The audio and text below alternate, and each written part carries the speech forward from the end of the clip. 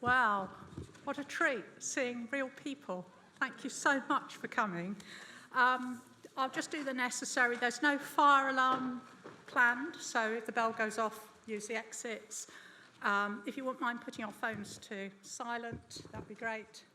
And obviously, we're still in a time of COVID, so if you need space or you want to get outside to talk to people, then please do that. Do whatever you feel comfortable with. So, firstly, thank you so much for coming. I've met lots of people here, but if I haven't met you yet, I'm Lesley, and I'm the Chief Executive of the Trust, and I feel every day privileged to do that. So, thank you all so much for being here. So today, it's really about bringing people together who care about wildlife, about giving a future. And that's because, as we all know, wildlife and the natural environment matter. That's why we're here. So amongst you today, we've got people from the farming community, local government, business, recreation, education, grant giving, government bodies, wildlife organisations, and we've got lots of our members and volunteers here as well, so it's delightful to see you all here. So the role of the Trust is really to give wildlife a positive future, and we have this vision of a landscape where nature has recovered and wildlife is thriving, and where people really care about wildlife such that they're taking action. But we all know that wildlife's in trouble, and part of the reason that we know that here is that in 2020 we did this big piece of work, which is the State of Nature report. And that has sadly shown that over the last 50 years, 50% of species declined, and then 20% are threatened or on the verge of extinction. We lost over 80 species that we know about, most likely more, we just don't know the data. And we know another 1,400 are currently threatened with extinction. And clearly, we cannot allow that to happen. At the same time, we know we're facing a climate crisis, and people are less connected with wildlife than they ever have been before. So one of the things we're doing today is launching the Trust strategy, and you've all got a copy of this summary within your packs. And this takes us up to 2030. Within this, we've got three main aims. One is to see more land managed and better connected for wildlife. Second is to see a real step change in the number of people who are engaged and taking action for wildlife. And the third is around the recognition of the links between climate change and people's health and well-being.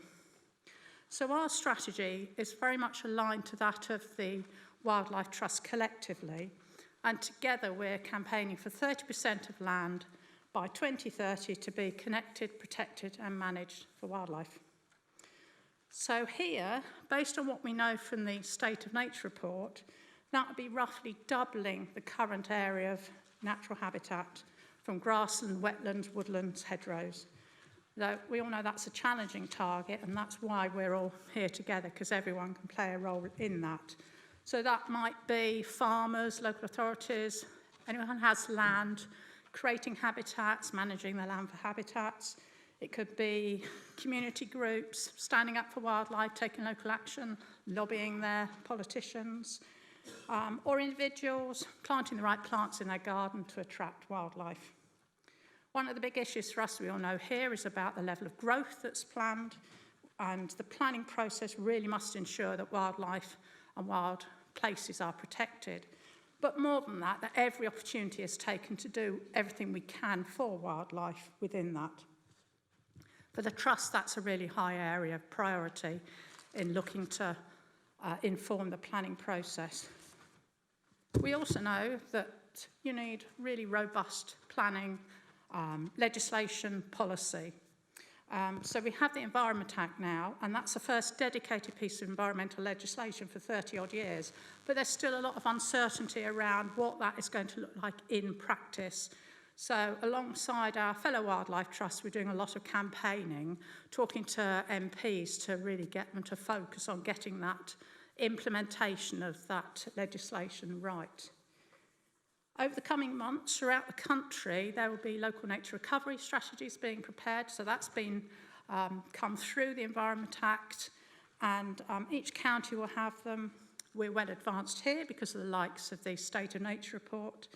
which has really given us that understanding of species and habitats and what those priorities are.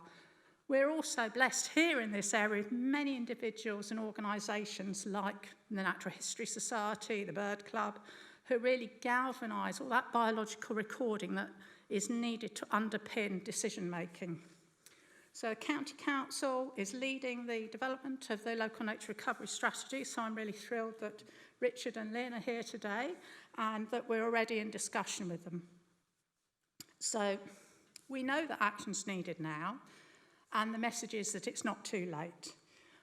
But the Trust can't do this alone. That's not why we're here standing saying, leave it all to us. That's not the case. It's about everybody here playing a role. So today is about sharing ideas, bringing people together. In your pack, there's a pledge card where you can share some of the actions that you can take.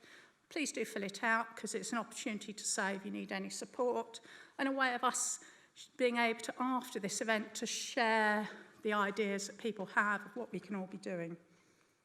And do take spare copies of that and share it with your friends and family and colleagues and anyone else who you feel after today you can go away and inspire to do something for wildlife. So we have a programme of speakers to tell you a bit about what's been going on, which I hope you enjoy. During the break and at the drinks reception, a number of my colleagues are here who will be very happy to talk to you about their area of work or any ideas that you have. So without further ado, I would like to introduce our first speaker, and I'm really delighted that Craig Bennett has joined us today. So Craig is the Chief Exec of the Wildlife Trust and joined in April 2020. Think back, what a time to start a new job, a national job. Well done, Craig, for doing that. I think it was quite a long time before you even met your team, wasn't it? So well done. So Craig is one of the country's top environmental campaigners, joined us previously from Friends of the Earth. So we're one of 46 wildlife trusts across the country, and we were all absolutely delighted when Craig joined. I don't mean to embarrass you, Craig, but what we've seen over the last couple of years with Craig's leadership is a real increase in the awareness of the work of the trusts and in the support for the work of the trust and in wildlife needing help in general, but also in our collective political advocacy work and that impact that we're having. So I'm not going to say any more, Craig, other than to welcome you up here. So thank you very much for coming.